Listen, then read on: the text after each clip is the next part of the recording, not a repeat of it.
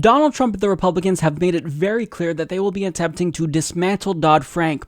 Now, Dodd-Frank was a piece of legislation that was a moderate reform on Wall Street. It provided Congress and the president with some additional checks on Wall Street, but really it didn't sufficiently rein them in. It's better than nothing, and we don't want to repeal it and go backwards, but the Republicans are in fact trying to do that. Now, there's one particular provision within Dodd-Frank that mandates CEOs disclose the pay ratio between them and their employees.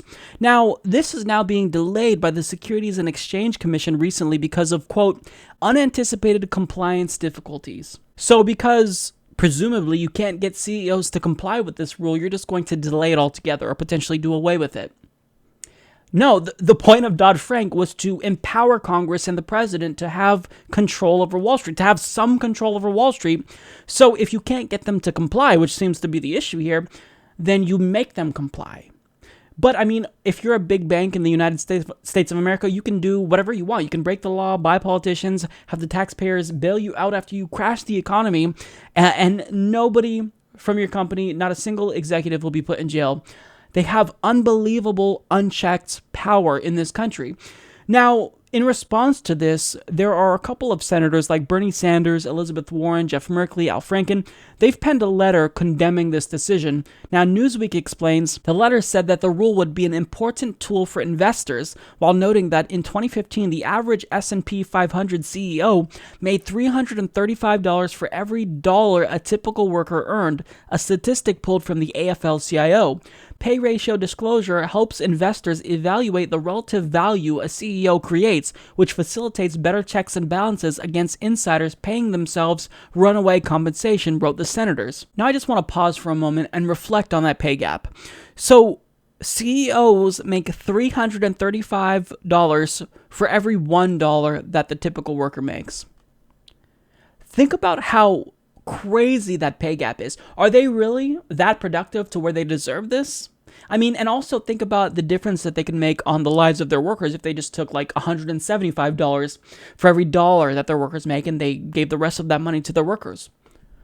I mean, this is greed that is so bad that can only occur in an unchecked, unfettered capitalistic society, and it's unacceptable. You have to rein them in because this type of greed, this type of income inequality that we're seeing, which is record-breaking, is a problem because it's going to lead to an economic collapse. If the poor people have so little purchasing power, then that hurts the economy for everyone, including these greedy elites, because lo and behold, I mean, this is economics 101, if the poor don't have money, then they can't stimulate the economy by spending money and buying TVs and Xboxes. But if the rich have money, well, what they do is they just sit on that money. They throw it in their bank account and they don't spend it. They buy a yacht every now and then. They buy a mansion every now and then. But I mean, the overall economy, it suffers if you have this level of income and wealth inequality. So I just wanted to pause and talk about that because $335 to one, that's insane. It's so unfair. It's insane for the amount of work and time that these workers dedicate to these companies. This is just really egregious to me. Now, as a result of this, Bernie Sanders is coming out swinging because the pro-corporate policies of Donald Trump, I mean, after saying he's going to drain the swamp, this is really unacceptable. It's unacceptable, and everyone in the country should be calling him out right now because of his just outright lie and the deception, how he really duped over the American people. And Bernie Sanders is taking off the gloves. He's done with Donald Trump's bullshit, and he's now challenging Donald Trump. Bernie Sanders states, President Trump thinks he's a tough guy because he's taking on farm workers who make $9 or $10 an hour. He's a tough guy because he can throw moms and dads out of this country, Sanders said. Well, I say to Mr. Trump, if you're such a tough guy, why don't you take on the insurance companies and the drug companies and Wall Street? Instead of appointing half of Wall Street on your cabinet, why don't you take on the crooks on Wall Street who have destroyed this economy? I like this a lot because part of Donald Trump's appeal, presumably to conservatives, is that, they like that Donald Trump appears to be strong, but really he's not. He has a big mouth, but I guess if you have a big mouth, then that counts as you being strong. But he's not a tough guy. This guy is a puppet. During the campaign, he berated all the other conservatives, the establishment conservatives like Jeb Bush, Marco Rubio, because They were puppets to donors like Sheldon Adelson and whatnot. And now what does Donald Trump do? He talks about draining the swamp and stopping all of that corruption. He talked about self-funding his campaign.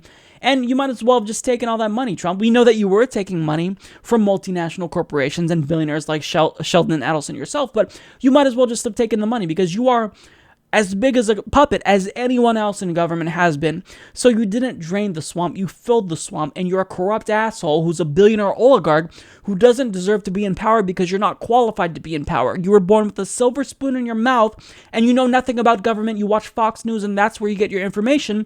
And what's problematic about that is that people who watch Fox News are less educated than people who watch no news at all. So someone who is less educated than people who don't pay attention to the news is our president of the United States.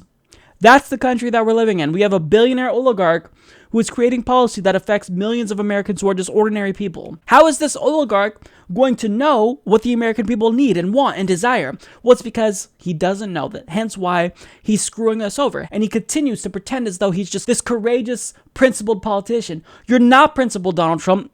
You are the definition of corruption. You are everything wrong with politics in America. And the fact that you were able to run because you're a billionaire is what's wrong with this country. We have become an oligarchy, and we've got to stop this. So I think that Bernie Sanders' challenge here, it's truthful. If you're such a tough guy, then why don't you stand up to the special interests that continue to control Washington that you railed against?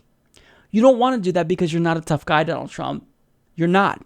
You are a bad person. You are an objectively bad person who believes in harming the poor and the middle class so that way your rich friends could get more tax cuts.